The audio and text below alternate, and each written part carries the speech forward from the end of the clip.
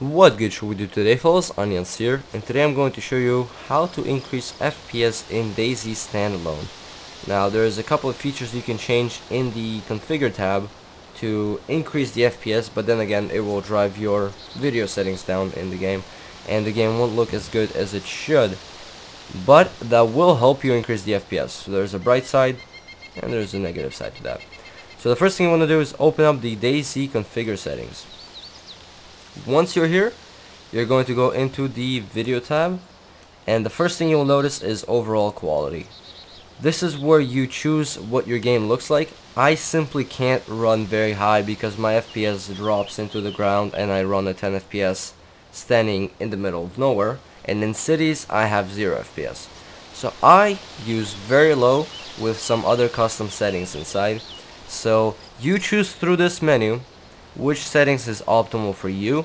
Try out normal first, see if your FPS is at 60 or higher when you're outside, and see if your FPS is higher than 40 at least in a city, because that's what you are aiming for. Cities drop your FPS by a lot, so these settings will allow you to notice a difference in the FPS and how well your game runs. So if you can't run normal, drop it down to low, and then drop it to very low if you can't run it at all inside cities, because cities are for some huge reason very FPS intensive. Next up is the rendering resolution. This will basically tell you what your game looks like inside.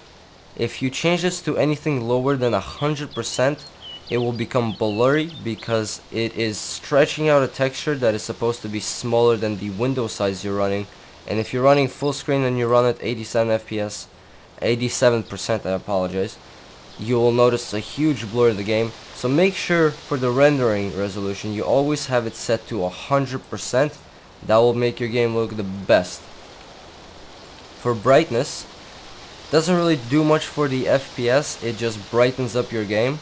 This will really help you at night. I like keeping it at middle during the day and then cranking it up all the way to 100% at night so that I can actually see what I'm doing. Gamma doesn't do anything in window mode, although it does add brightness in full screen mode. It basically bleaches the textures to look brighter, but this will help you at night because nights are really dark in this game as well. So if you're running full screen mode, drop it down to half during the day, all the way to 100% at night, and you will be able to see things at night a lot clearer, I would say. For Vsync, I highly suggest keeping it on disabled. This syncs your frame rate to your screen refresh rate, which is usually 60 for most people out there.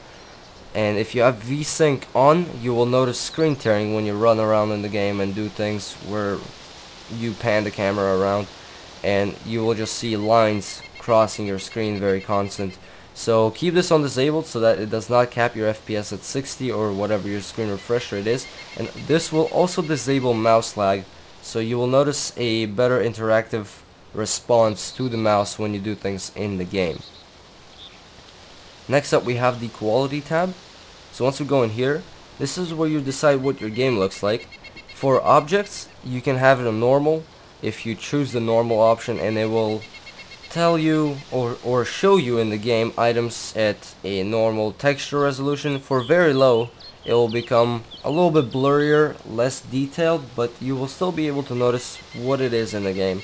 But this will increase your FPS because there's a lot of objects in the game that are just there but you can't see them, and they lag your FPS down a lot. For terrain, very low will remove all the grass around the world. If you notice, there is no grass behind my character. Anything higher than very low will add grass, and the grass will look pretty bad. You can see like it's ink blobs on your screen. So I keep it at very low. Also, having it at very low and not having grass is a huge plus to you, because you'll be able to notice items in the grass easier, and you'll be able to notice zombies and people at a distance a lot faster. For clouds, I have it on very low because it sort of blocks out the sun. If you have it on disabled, you will have just this whole white blank spot that is coming from the sun. You really need to work on this because this is really annoying during the day when you run toward the sun and you just get a white screen. So having it on very low will help you with the sun. It sort of blocks out the sun. but it also at night it will increase the brightness if you crank it up to normal. So this will also help you out at night. So keeping clouds at very low during the day, cranking it up to normal will help you see at night a lot easier, and it will be almost like daytime. For shadows, shadows is the #1 cause of FPS drop in video games. I always disable my shadows in every single game I play. I don't like the way shadows look in the game, and they do drive your performance down by a lot, since the video card has to render a lot of just dark spots on your map. Just dropping it to disabled should increase your FPS by a lot, and you will notice the performance increase. You just won't notice the shadows, and once you actually start playing the game, you won't even realize the shadows are not on. So that's that for the quality tab. Next we're going to go into the textures, and we only have 3 options here. Video memory, I highly suggest setting it to auto. The game will automatically detect the video memory your video card has, and it will decide to use how much of its memory will be used in the game. My video card has 124 megabytes of video memory, but I do have it on auto so that the game can automatically decide how much video memory it needs. Texture detail, you can have it on low or very low. It obviously makes your game look worse than it's supposed to, but it increases FPS. If you can run texture detail on normal, then use that, but at a distance, if you're running low or very low, you will notice that the houses become pixely and blurry. You will have to get up close to the buildings and items on the floor for it to actually show what it looks like. So keep that in mind when you choose the texture detail. Low should not be too bad. Normal will allow you to see buildings at a distance at a fairly well observed resolution. For texture filtering, this is basically how good your textures look. This is 0, this is times 2, times 4, I believe times 8, times 16, and times 32 or something like this. In other video games there's an option like this as well, but it's instead of telling you very low, low, normal, it will be an X and then a number right next to it. Now if I change this to normal, you can see that the floor becomes sharper, the trees become sharper, you can see the detail on the floor a little bit more. If I crank it up to very high, you won't see much of a difference, but it will drive your performance down. So keeping it on normal is optimal, but if you can't run it on normal, drop it to low or very low. I keep it at low for myself because of personal preference, and it still looks good on low compared to very low. So keeping it on low is the best option in my opinion. And that's that for the textures tab. The last tab we have for video settings is the rendering. Now here's where you get the anti-aliasing. Anti-aliasing is basically smoothing out the jagged lines that you will see along your textures. Like my character's hat is very jagged. I don't know if you guys can see it. It doesn't look smooth. If you crank this up to normal, the textures will become to look a little bit smoother. There'll be less jagged lines, but the anti-aliasing feature is not very good in Dayz and Arma 2 and Arma 3. So I keep it on disabled, and I keep my edge smoothing on FXAA normal. Now if you disable FXAA, you will notice that the trees become jagged, the character's face looks a little bit jagged as well, the hat on the character just starts to show lines. So edge smoothing, if you drop it to FXAA normal, it will do some texture smoothing, but it also makes the textures stand out, which will be more noticeable at a distance, and it won't look as bad as not having FXAA on. Now if you can handle having higher FXAA, then use that. I use normal. Sometimes I crank it up to high to add in the extra detail of the surrounding, but normal should be the optimal feature for most users with low-end computers. HDR quality, this doesn't really change much. I don't notice much of a difference. I do believe it's supposed to be the sun rays that you see, but as you can tell, not much of a difference is noticeable in the background, so I don't have a suggestion for this feature, although I would say use it on very low because it will slightly increase your FPS. For ambient occlusion, it's basically what the developers want you to see, the shadows underneath trees, the shadows beside houses and all that. If you disable it, it will increase your FPS by a ton.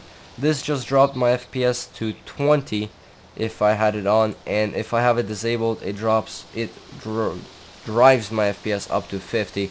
So ambient occlusion, keep it disabled. It will increase your FPS by a lot. Post-processing quality, also for the light rays and the blurriness, you can see in the background the sun becomes blurry and it curves a lot around the trees. Not a very good thing for FPS, but if you want your game to look alright, I guess, you can use low or very low. Although I keep mine on disabled at all times because I don't like the way the sun rays work in this game and the blurs and whatnot. So that's that. For bloom, there isn't much of a difference when you toggle the bloom up and down. I don't know if it doesn't work in window mode, but as you can see, there's not much difference happening in the background. The light rays sort of become a little bit more brighter or something. I don't know what this feature does. It should be doing the light rays around the objects, but it doesn't really change much, so I just keep it down at 0. And the last feature we have is the rotation blur. This will also drive your FPS down if you're playing in a game. Basically, when you move around the map and pan around with the camera, and you will notice a huge blur when you go from one side to another side. If you drop this down all the way to 0, you will not have a blur. That will increase your FPS, and also it will be easier to spot items and people at a distance when you just move around the camera, or if you're running up a hill and you decide to look behind you, you don't get a blur just looking all the way across behind your back. But that's pretty much it for the video settings. I hope this tutorial helped you. Like I said, click the overall quality, play around with these settings first, and then decide where you want to stick around, and then go into the detailed options of the video settings and change it so that your video FPS is at what you desire it to be. Like I said, I hope you enjoyed this tutorial, guys. As always, thanks for watching. Until next time, stay awesome, fellas.